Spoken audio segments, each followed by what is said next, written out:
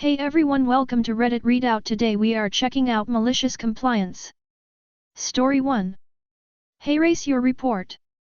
A few years back I was the manager for a maintenance crew at a semiconductor factory. One of the techs was about 55 years old and carried a few extra pounds. Let's just say Fred, not his real name, didn't waste time or money on a gym membership. One morning Fred came to work. As he got out of his car he felt a twinge in one knee. As he crosses the parking lot the twinge turned to pain and increased with each step. By the time he entered the building he could barely walk. He clocked in and then called me to say he couldn't walk. Per protocol, we called 911 and sent him to the hospital to get checked out. Nothing major, just old joints, so he was back at work the next week. I thought we were done, but then enter the plant safety officer. I got an email saying I needed to submit an accident report. I called the guy to try to explain, but he was adamant the form needed to be filled out and filed. Okay, you want it? You got it. Most of the form was easy: who had the accident, where did it occur, etc. For accident description I entered it just as in the second paragraph above. Then came the fun part. What can I do to ensure this doesn't happen in the future? I said I wasn't sure. We could fire anyone over a certain age, perhaps send Fred to car exiting classes or remedial walking classes, or maybe set up a shuttle so that people would not have to walk. The finished form was electronically filled and now a permanent record. The next week I got a visit from the safety officer. He had read my report and was confused. Did Fred slip, trip, or fall? No sir, it happened just as written. While you're here, which remediation would you like me to apply? Or do you have another suggestion?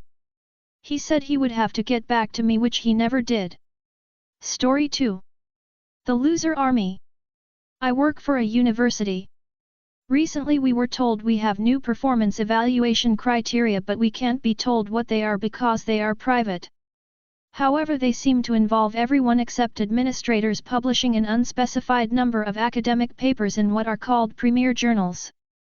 Many premier journals are trash with a 50% acceptance rate. Admin isn't trying to improve quality here.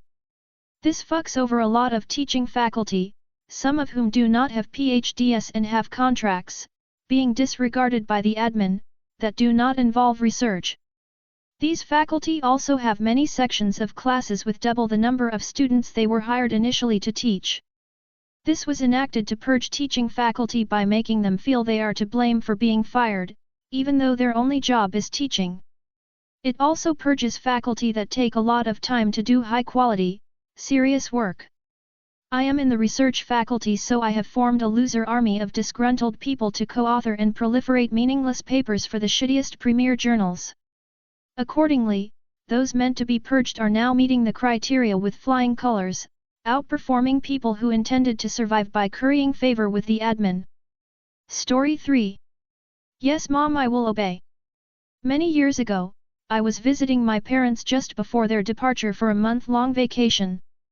Before they left, my mom asked if I could empty the dishwasher and put stuff away. Absolutely, Mom. She's a lovely woman and I won the parent jackpot. Dad is awesome too. As I no longer lived at home for several years at this point, I asked her, where should I put the stuff if I don't know where it belongs? Oh, just put it wherever. Thanks, we have to go. Well, let's just say, Mom and Dad had a fun surprise when they got home. Big wooden salad bowl, that can go in the cupboard with the bath towels. Cut glass pickle dish, fits nicely under Dad's pillow. Salad serving utensils, they looked lovely on top of the piano. Special china serving plates, nestled gently in the laundry basket. There were a few more but I can't recall them all. There was stuff wherever, just like she said.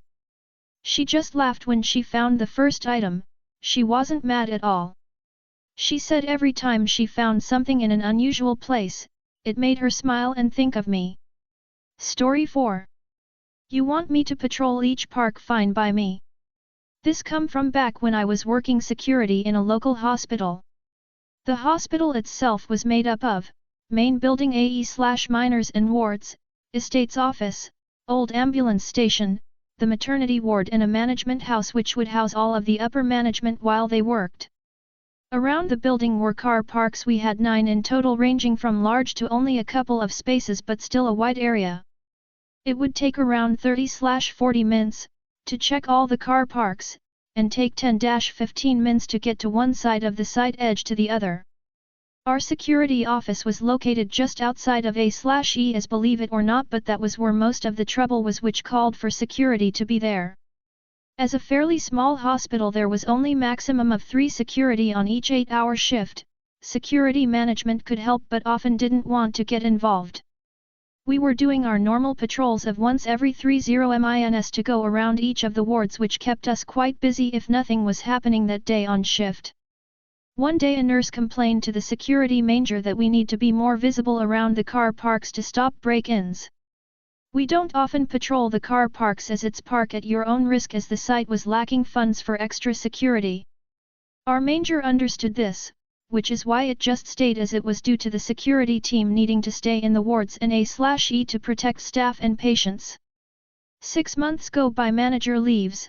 He is replaced with a new manager which hears the same complaint as the first one and orders us to start patrolling each and every car park and ward on our rounds. Needless to say, we just agreed and said okay.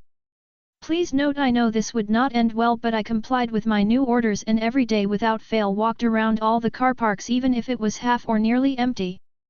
Fast forward another week or two, and A/E radioed us to attend as a patient was threatening staff.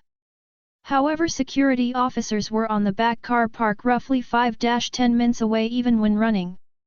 Please note that was another rule, we had to stay in twos as we were only MAPA trained and it need 2 minimum. By the time we got there, this patient had already hit out to staff causing injury, but also decided to run around A/E department and other joining areas, breaking glass windows and scaring others. We controlled the situation after getting there, but it was already too late. Thousands of pounds worth of damage caused and a couple with small injuries. Later on, our new manager asked why our response time was so slow. We just replied by saying we was taking care of the car parks like order to by you. The day after, more signs went up saying park at your own risk and were never ordered to patrol half-empty car parks again. New manager only lasted about 4/5 months after this incident. Story 5. Job Center, UK, wants me to log all my activity for looking for a job, no problem. Around 2019 I was made redundant. I did some MC at that job too, and I was on benefits. I would log what jobs I have applied for once a week, usually it was applied for 10 jobs, worked on my CV, etc. But at the routine meeting at the job center, advisor sigh. I've been told to tell you, your activity tracker needs to be more detailed. I know you are already doing this, but it needs to be more detailed, otherwise you are getting sanctioned. Sorry. So I said, okay, how detailed do you want it? Advisor, as detailed as you can. At this point I figured out how to do MC on this and said, okay, I'll make it as detailed as I can. Getting home and doing my usual stuff. Every 10 minutes I was on the portal writing about what I was doing in the previous 10 minutes to look for a job as detailed as I can, laughing face. A week later, and possibly many entries later, my advisor wrote to me on the portal. Please can you stop spamming the portal with updates? So I replied, I was only following what you instructed me to do to give you all as much detail as I can about how I was looking for a job. So I kept doing the entires every 10 minutes. At this point I was basically lying because doing an update every 10 minutes was taking up most of my job search time, lol. 10 entries later the advisor replied with, you just need to do 1 entry, me, okay. So for the next week once a day I was writing a 3,000-word essay about what I was doing to look for a job. I know this was stupid, but I was having too much fun annoying the job center. After them receiving 7x 3,000-word essays, they called me in and said I just need to tell them how many jobs I've applied for and a few words on what else I've done. Which was what I was doing beforehand. So I went back to how I was already operating and they never told me to do anything else or extra again, lol. TLDR, Job center told me to be detailed on my job search reports, so I was sending a report every 10 mjns. After they told me to stop and just do a singular entry, I started to write a 3,000-word essay a day. After a week of that, they told me to go back to how I was operating. LOL. Story 6. Shower shoes, USMC. I went through Paris Island Recruit Depot a long time ago, just after the Vietnam War ended. This was a time when the drill instructors, could still hit you and laugh about it. Anyway, as you progressed through the 12 weeks, close order drill was supposed to improve. We practiced constantly with our drill movements as the Ds had to impress the officers. Our Ds, however, were never satisfied, I mean never. When the cadence was off, they would exclaim, "You sound like you're in shower shoes," referring to the required flip-flops we had to wear in the shower area. The sandals would make a noise that was definitely not in rhythm. Concurrent with training was the change in the platoon guide, where one recruit was chosen to lead the platoons in marches and drill practice. You held the platoon flag instead of your M16, and it was quite an honor, at least to a 17-year-old. Week 9 we spent on the rifle range, where one recruit shot at a flock of birds. Another story. The rifle range was fun as it was different than our normal day-to-day. I was chosen as the guide that week and I endeavored to prove my leadership.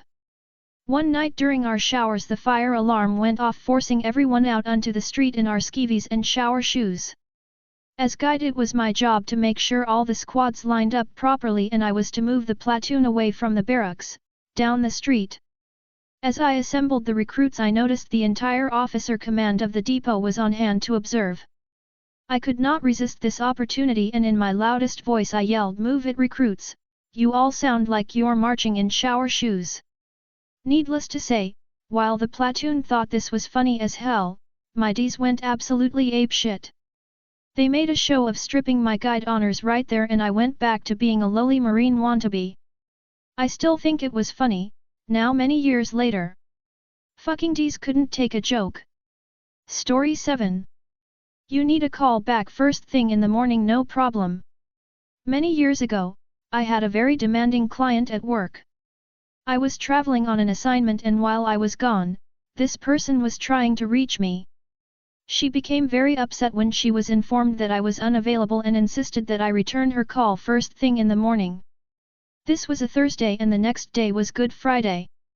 I happened to be aware that she would be off work that day. But we aimed to please. The following morning, I was booked to fly home on a flight that departed at 6 a.m. While sitting in the airport, waiting for my flight at 5:15 a.m., I returned her call. The sleepy confusion in her voice as I explained that I understood that she was urgently trying to reach me, so I wanted to make sure to call her before I boarded my flight and became unavailable, made my day. That's all for today. Please don't forget to like and subscribe.